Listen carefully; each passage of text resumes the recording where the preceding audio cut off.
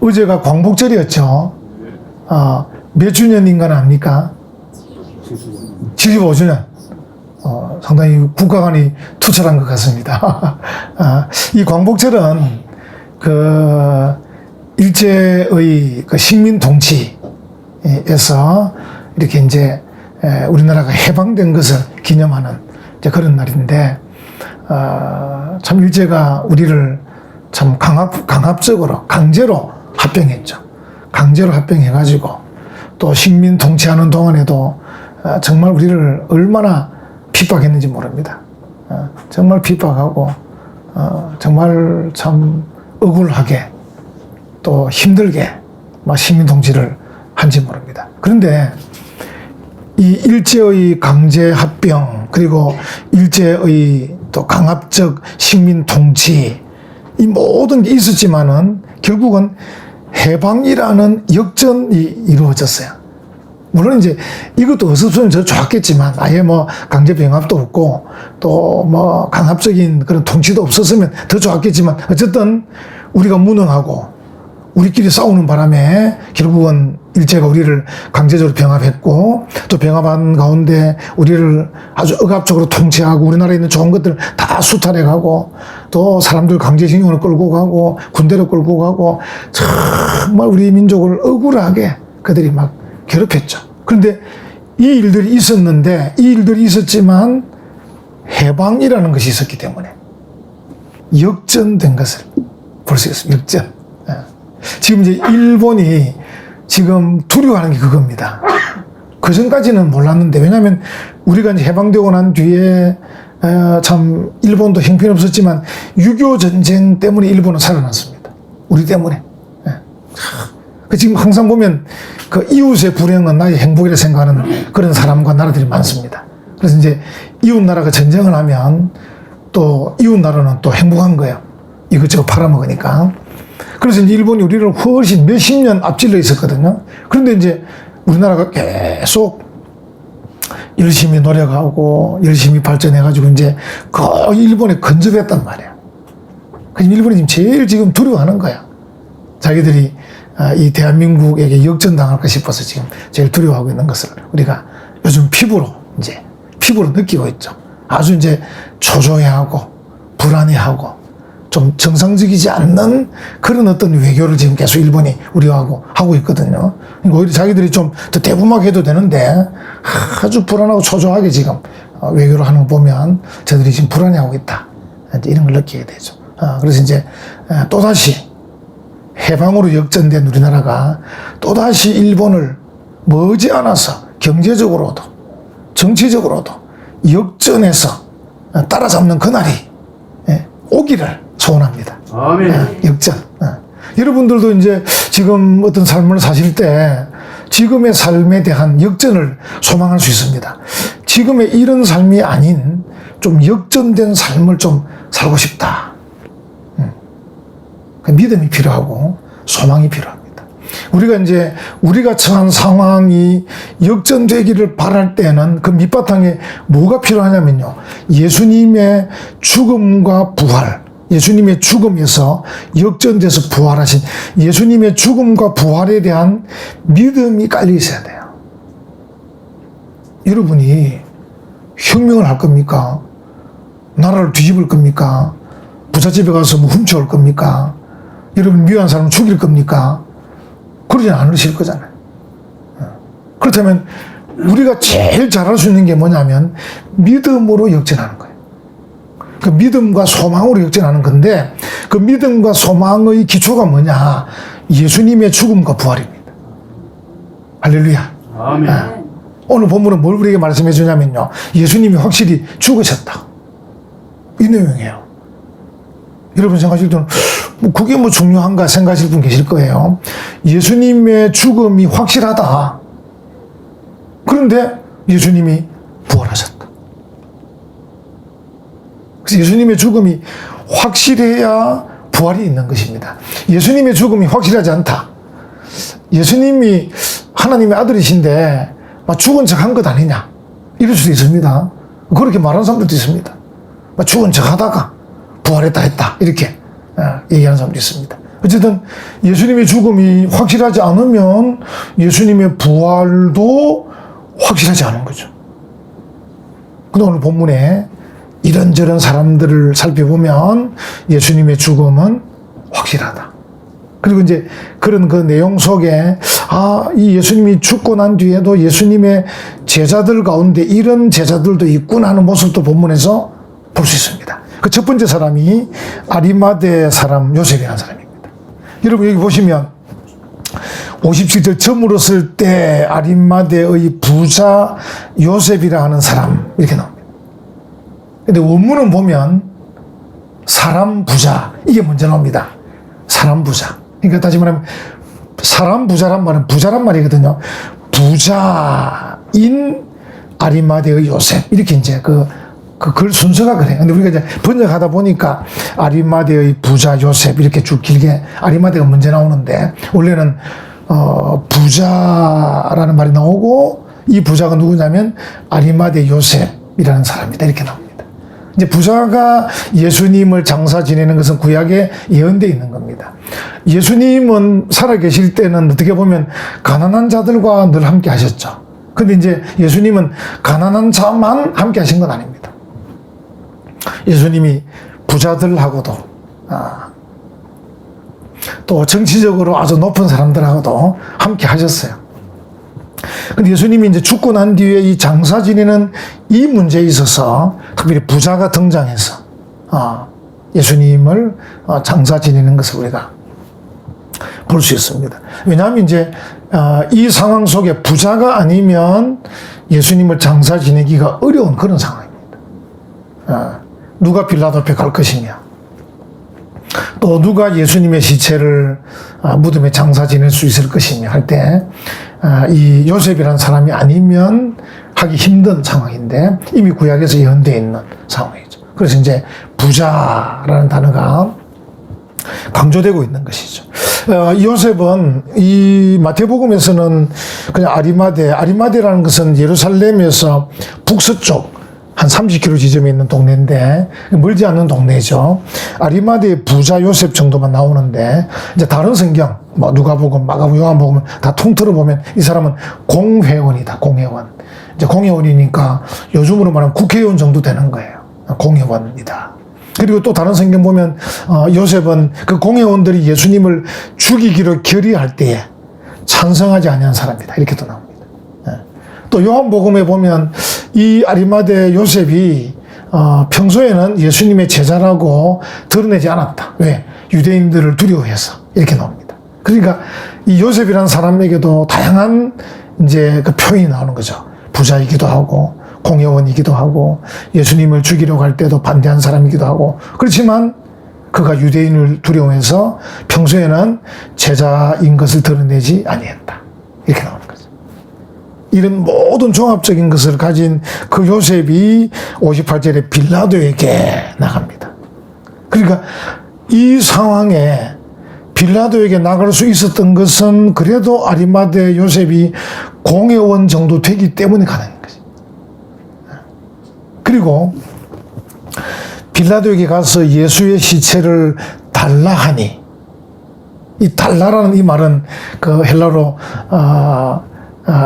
에테사토라는 이 단어인데요. 결국 이제 무슨 말이냐면 이 요셉이 빌라도에게 시체를 달라 이렇게 할 때 한 번 달라 했다는 것입니다. 한 번 달라 했는데 이 빌라도가 줬다는 것이죠.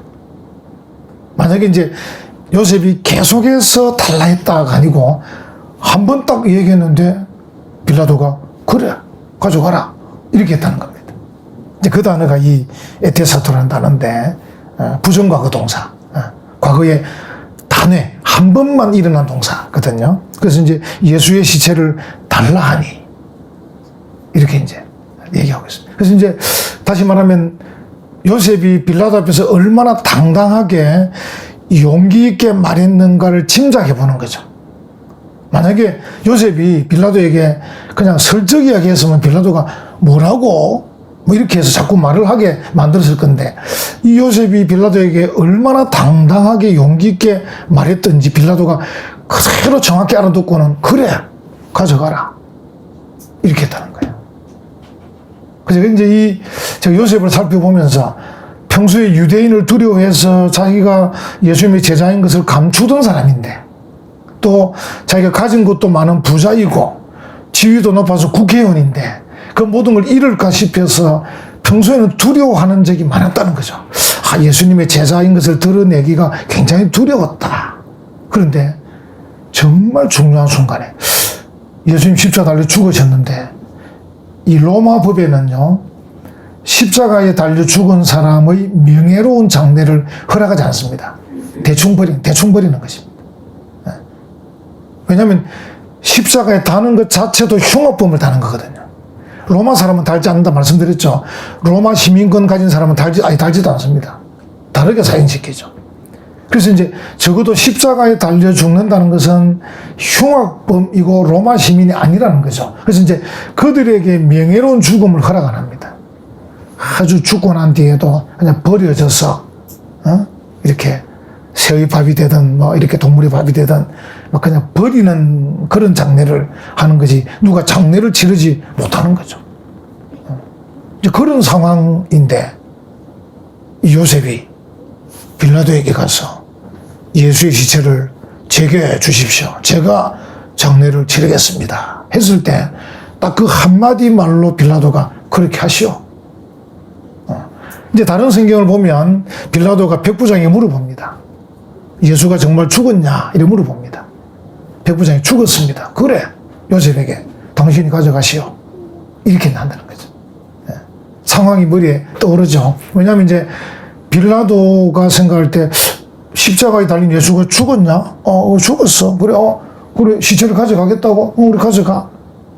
이렇게 했다는 것이죠. 근데 빌라도에게 두 가지 마음이 있었을 겁니다. 하나는 뭐냐면, 빌라도가 예수를 재판할 때부터 예수님에 대한 좋은 태도를 갖고 있었는 거죠. 저 사람은 죽을 만한 죄를 지은 사람 같지는 않은데, 이게 마음이 있고, 또 자기 부인이 빌라도에게 할 수 있으면 당신은 그 사람에 관해서 관여 안 하면 좋겠습니다.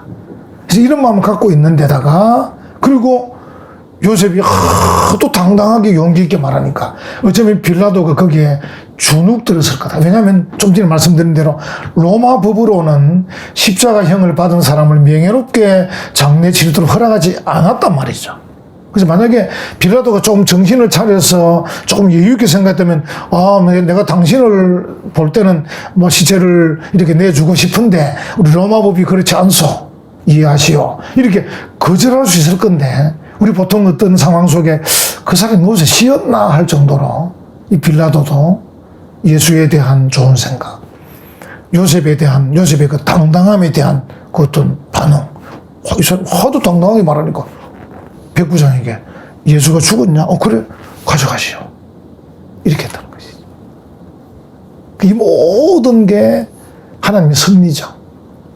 그러니까 예수님이 분명히 죽은 것을 확인하고, 로마 법으로는 안 되지만 또 요셉에게 시체를 내어주는 이런 상황이 발생하고 있던 것이죠.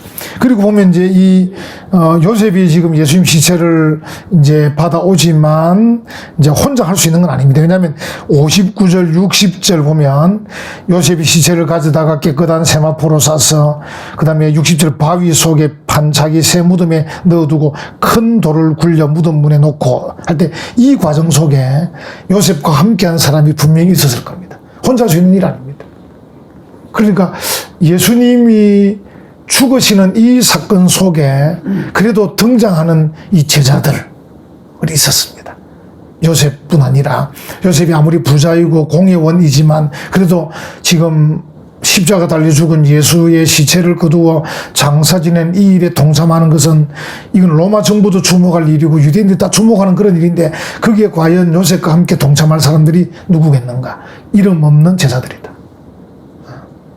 누군지 모르지만 어쨌든 그동안은 떨려서 감히 나서지 못했지만 요셉이 나서주니까 나도 용기를 내서 저도 돕겠습니다. 이렇게 해서 예수님의 시체를 가져다가 요셉이 자기가 쓰려고 판 동굴에다가, 우리와 같은 무덤이 아닙니다. 동굴에 거기다가 놓고 큰 돌을 굴려서 막았다. 이 모든 장례 절차에 요셉과 함께하는 제자들이 있었다. 할 때 용기 있는. 그래도 그 전까지는 두려워했었지만 지금은 용기 있는 제자들이다. 그리고 또 있습니다. 그 밑에 한번 보십시오. 61절 한번 보십시오. 거기 막달라 마리아와 다른 마리아가 무덤을 향하여 앉았더라. 무슨 말입니까? 이 모든 장례들을 보고 있었다는 것이죠. 예. 여자들이니까 나서서 도울 수 있는 이런 힘은 부족했지만 그래도 예수님의 그 모든 장례 절차를 보고 있었다는 것이죠. 그래서 예수님의 제자들은 다 도망갔는데 그동안에는 두려워서 자기를 드러내지 않던 요셉이라는 사람이 등장을 하고 그의 동료들이 함께 장례식을 치르고 거기에 여인들이 함께 이렇게 보고 있다는 것이죠. 우리가 말하면 장례식에 참여한 성도들인 거죠. 근데 이 막달라 마리아와 다른 마리아가 무덤을 향하여 앉아서 그 모든 장례를 보고 있었던 그 용기 덕분에 이러면 어떻게 됩니까? 28장에 가면 예수님 부활의 첫 증인이 되는 거죠. 이 여인들이. 결국 용기 있는 그들의 모습을 통해서, 용기 있는 그들의 행동을 통해서 그들이 예수님 부활을 제일 처음 목격하는 그런 영광을 누리게 되는 것이죠. 그래서 이런 용기 있는 제자들을 우리가 보게 되고요. 그 다음에 보면 또 놀라운 일들이 일어납니다. 62절에 보면 그 이튿날 준비일 다음 날인데 대제사장들과 바리새인들이 함께 빌라도에게 모여 이르되, 이들이 모인 것이죠. 지금 사실은 이 시간적으로는 이 안식일 시간이잖아요. 안식일. 그죠? 그 이튿날이니까. 예수님이 돌아가신 금요일 오후, 그리고 요셉이 찾아갔을 때는 그날 저물었을 때, 그러니까 안식일이 막 시작되기 전입니다. 그래서 이제 여러분들이 다음 예루살렘 가보시면 금요일 저녁 되면 막 굉장히 사람 바빠집니다. 바쁘시다 어느 시간 딱 되면 조용합니다. 그때부터 아무 차도 안 다니고 엘리베이터도 안 움직이고 조용한 안식일에 시작이 됩니다. 그 다음 토요일 저녁까지 시작이. 그러니까 지금 어떻게 보면 아리마대 이 요셉은 안식일이 시작되기 전 마지막 그 막차를 타면서 예수님 시절 장사 딱 지내고 끝 했는데 그 다음날 제사장들과 바리새인들이 모인 것이죠. 이들이 안식일에 빌라도에게 가는 것은 이게 놀라운 일입니다. 이거는 특별한 일입니다. 이 갈 수 있는 일이 아닌데 이들이 얼마나 조급했으면, 얼마나 마음이 급했으면, 얼마나 마음이 두려웠으면 빌라도에게 가서 의논하는 것입니다. 63절에 주여, 저 속이던 자, 예수님을 속이던 자라고 말합니다. 예수님께서 그동안 말씀하시는 그 모든 내용들을 그들이 믿지 못했기 때문에 속이던 자라고 이렇게 얘기합니다. 그렇죠? 속이던 자가 살아있을 때 말하되, 이 대제사장과 바리새인들이 직접 들었을 수도 있고 다른 사람을 통해서 들었을 수도 있는데 어쨌든 내가 사흘 후에 다시 살아나리라 하는 것을 우리가 기억합니다. 이러는 거예요. 이것도 놀랍죠? 예수님의 제자들은 기억을 못해서 도망갔는데 지금 대제사장과 바리새인들은 그걸 기억하고 있는 거예요. 악한 자들이니까. 이 악한 자들이니까 혹시라도 살아날 건지, 또는 그 뒤에 나오지만 혹시라도 죽은 척 하고 있다가 살아날 건지, 또 혹시라도 예수님은 죽기는 죽었지만 제자들이 시체를 훔쳐다가 살아났다고 거짓말을 할 건지, 막 이런 온갖 생각을 다 하는 거예요. 이 사람들이 온갖 생각을 다 하고는 그 불안함 때문에 안식일임에도 불구하고 움직이는 것입니다. 그 당시에 그들이, 바리새인들이 얼마나 철저하게 안식을 지켰는데 이들이 지금 예수님을 죽이고 또 죽은 예수님에 대한 사후 조치에 대한 그 불안함 때문에 안식일에 움직여가지고, 그것도 이방 사람, 빌라도, 같은 유대인을 만난 것도 아니고 이방 사람인, 자기들이 막 상종도 안 하는 그 빌라도를 만나서 의논하는 것이죠. 주여, 저 속이던 자가 살아있을 때 자기가 죽으면 사흘 후에 살아난다고 말했습니다. 그걸 우리가 기억하는데, 그래서 무덤을 좀 굳게 지켜야 되겠습니다. 왜냐하면 저 예수의 제자들이 와서 시체를 훔쳐가고 그리고는 살아났다고 거짓말 할 수도 있습니다. 이렇게 말하는 거예요. 그게 이제 64절입니다. 그러므로 명령하여 그 무덤을 사흘까지 굳게 지키셔야 하소서. 그의 제자들이 와서 시체를 도둑질하여 가고 백성에게 말하되 그가 죽은 자 가운데서 살아났다 하면 후의 속임, 그전에도 속였지만 이번에 이 속임이 전보다 더 클까 하나이다. 이렇게 말하는 거예요. 여러분, 제가 이 본문도 묵상하며 생각하는 게, 주의 말씀은 듣기만 들으면 생각나는 것 같아요. 근데 우리가 이제 잘 안 듣는다는 게 문제예요. 예배 시간 앉아 계셔도 잘 안 듣는다는 거죠. 그냥 근성으로 듣는다는 거죠. 근데 이 지금 대제사장과 바리새인들은 왜냐하면 예수를 죽이려고 했기 때문에 굉장히 집중해서 연구했고 집중해서 들었다는 거죠. 그리고 사람들을 풀어가지고 예수가 뭐라고 하는지 조사해라 이렇게 했을 거 아닙니까? 그래서 예수가 한 말 중에 중요한 말들을 끄집어내서 이제 죄목을 삼으려고 했고, 삼는 그 가운데 아니 예수가 엉뚱한 말도 합디다. 뭐라 그러더냐? 성전을 헐으라 하도 합디다. 헐으면 사흘 만에 다시 세운다고 합디다. 그리고 또 말하기를 자기가 죽는다고 말하는데 3일 만에 살아난다고 합디다. 그래 하면서 이 대제사장과 바리새인들이 이걸 귀담아 들었던 거죠. 그래서 우리가 예수님의 말씀에 대해서 귀담아 듣기만 하면 그 말씀은 여러분 어떻습니까? 살았고 운동력이 있어서 혼과 관절과 그 모든 걸 찍어 쪼개기에 충분하다고 말씀합니다. 그러니까 우리가 예수님의 그 말씀을 귀담아 듣느냐 안 듣느냐가 중요한 것입니다. 우리가 귀담아 듣기만 하면 그 말씀은 살아 움직이는 것입니다. 할렐루야. 그래서 우리가 어떤 상황에 대해서 우리가 미리 두려워할 필요도 없고 미리 걱정할 필요도 없고 미리 불안할 필요도 없습니다. 주께 맡기면 됩니다. 그리고 주의 말씀대로 되어지리이다 라고 믿으면 되는 것입니다. 할렐루야. 그러니까 주의 말씀으로 됩니다. 주의 말씀대로 됩니다. 지금 이 대제사장들과 바리새인들이 예수가 살았을 때 하던 그 말씀을 기억합니다. 그들이 믿음이 없었기 때문에 어떻게 해석하냐면 제자들이 시체를 훔쳐갈까 합니다. 이렇게 생각하는 거예요. 예수님이 살아난다고는 믿어지지 않으니까 제자들이 훔쳐갈까 안 되겠는가 이렇게 생각하는 거죠. 어쨌든 이거는 이 사람들은 믿음이 없었기 때문에 적용을 잘못한 거죠. 만약 이들이 믿음이 있었으면은 예수님 살아계실 때 자기가 죽더라도 3일 만에 부활한다고 했단다. 그러면 3일 뒤에 무덤에 가보자. 이렇게 했을 겁니다. 믿음이 있었다면. 근데 믿음이 없었기 때문에 그들이 제자들이 훔쳐갈지 모르니까 무덤을 3일 동안은 꼭꼭 지켜야 됩니다. 이렇게 말합니다. 참 제가 읽어보면서 야, 참 그 믿음 없는 자들도 예수님 말씀을 기억하고는 이렇게 얘기하는데 우리가 주의 말씀을 정말 귀담아 들어야 되겠다.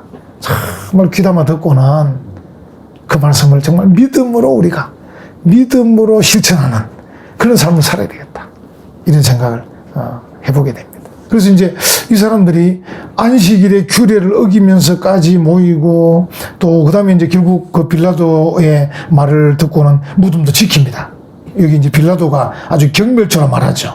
66절에 5절에 빌라도가 이르되 너희에게 경비병이 있으니 가서 힘대로 굳게 지켜봐라. 그렇게 했죠.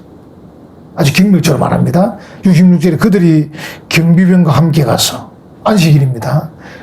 이들이 안식일 이렇게 행동할 사람들이 아닙니다.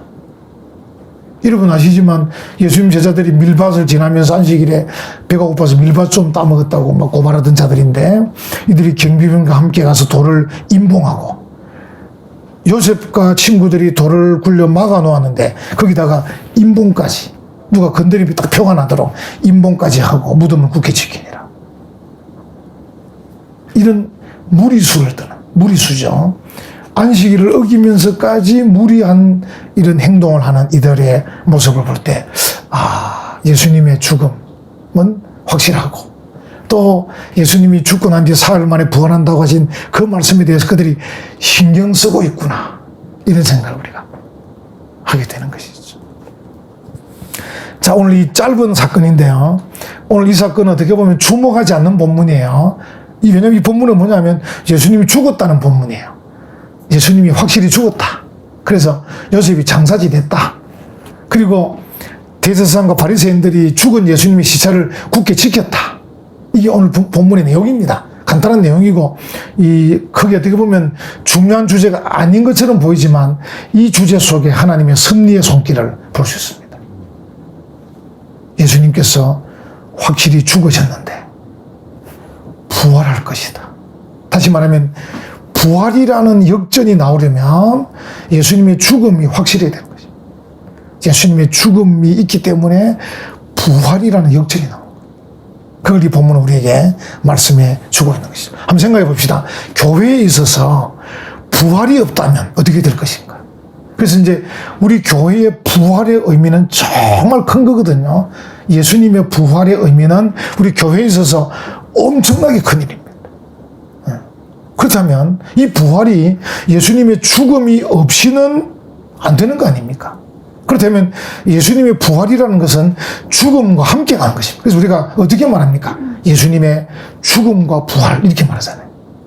예수님의 죽음과 부활이 우리의 믿음의 근거요 기초입니다. 우리의 소망의 근거요 기초입니다. 우리가 항상 마음의 믿음을 가질 때 예수님의 죽음과 부활, 예수님의 죽음과 부활, 이것을 내 믿음과 내 소망의 기초로, 근거로 삼고 있는 것이죠. 자, 그렇다면 우리가 이 만약에 믿음과 소망의 근거와 기초가 확실하다면, 처음에 말씀드렸지만, 지금 내가 겪고 있는 어떤 어려운 상황이 일이 있다. 내가 지금 겪고 있는 이 상황이 어떻게 역전될 것인가를 생각할 때, 예수님의 죽음과 부활을 생각하는 거죠. 예수님의 죽음과 부활을 생각하면서 이 상황이 만약에 하나님의 뜻이라면, 다시 말하면 이 악한 상황이 바뀌어 선하게 되는 것, 이 파괴가 바뀌어 회복이 되는 것, 우리의 이 상실감이 바뀌어서 희망이 되는 것이 만약에 하나님의 뜻이라면 예수님도 죽으셔서 부활하신 것처럼 그렇게 될 줄로 믿습니다. 아멘. 이게 우리 믿음인 것이죠. 우리의 믿음이, 그러니까 우리가 다시 말하면 현재 우리가 처한 상황에 대한 분석도 중요한 거예요. 다시 말하면 나를 지금 이렇게 상실케 하고 나를 지금 실망케 하고 낙심케 하고 힘 빠지게 한 이 상황이 정말 악한 일이다. 하나님이 싫어하는 일이다. 분명히 하나님께서 이 상황을 바꾸실 거다라는 확신이 있으면요, 그 다음에 역전은 분명한 것입니다. 그건 분명한 것입니다. 그래서 우리가 어떤 상황에 대한 분석이 중요합니다. 그냥 내 개인의 욕심, 내 개인의 이기적인 생각, 내 개인의 나쁜 어떤 이 성격, 이것 때문에 지금 내가 이 어려움을 당하고 있으면 이건 잘 바뀌지 않습니다. 하나님 뜻이 아니기 때문에 그건 선한 일로 바뀔 일이 아니고 이 자체가 지금 선과악이 공존하기 때문에 내가 지금 악하기 때문이거든. 그렇죠? 자기 자신에 대한 분석이 좋아야 되고, 그리고 그 상황에 대한 분석이 좋아야 됩니다. 이 상황이 정말 하나님이 싫어하는 악한 일이다. 그럼 이 일은 분명히 역전된다. 하나님 싫어하시니까. 그래서 이 분석이 정말 중요합니다. 자신에 대한 분석, 그리고 상황에 대한 분석, 그리고 그 분석이 정확하다면 하나님은 틀림없이 역전시키실 것입니다. 이제 그러한 그 내용을 하나님은 우리에게 말씀해 주고 있는 거죠. 예수님의 죽음을 보여주시면서 예수님이 확실히 죽으셨는데 이 죽음 뒤에는 또 부활이란 역전이 있을 것이다. 그걸 우리에게 이제 말씀을 해 주고 있는 것이죠. 그래서 어떤 일에 여러분들이 정말 하나님의 나라가 예를 들어서 뭐 새롭게 된다든지, 하나님 나라가 확장된다든지, 하나님 뜻이 이루어진다든지, 하나님의 영광이 된다든지, 이런 일들을 생각하고 있다면 지금의 상황이 하나님이 싫어하는 악한 일이라면 얼마든지 믿음을 가지고 소망을 가지고 담대히 나가셔도 됩니다. 그래서 여러분의 인생에도 역전이 있기를 간절히 바라고, 또 여러분의 가정에도 역전이 있기를 바랍니다. 아멘. 또 우리 은혜와 평강교회도 하나님께서 역전의 기회들을 계속 주실 줄 믿습니다. 아멘. 우리 대한민국도 마찬가지입니다. 대한민국도. 하나님께서 이런저런 지금 어려운 혼란적인 이런 모습이 있지만 그러나 하나님이 때가 되면 이 나라를 다시금 역전시키셔서 더 귀하게 쓰실 줄 믿습니다. 아멘. 이런 예수님의 죽음과 부활에 대한 믿음을 가지고 전진하는 우리 모든 성도들 되시기를 간절히 축원합니다. 아멘.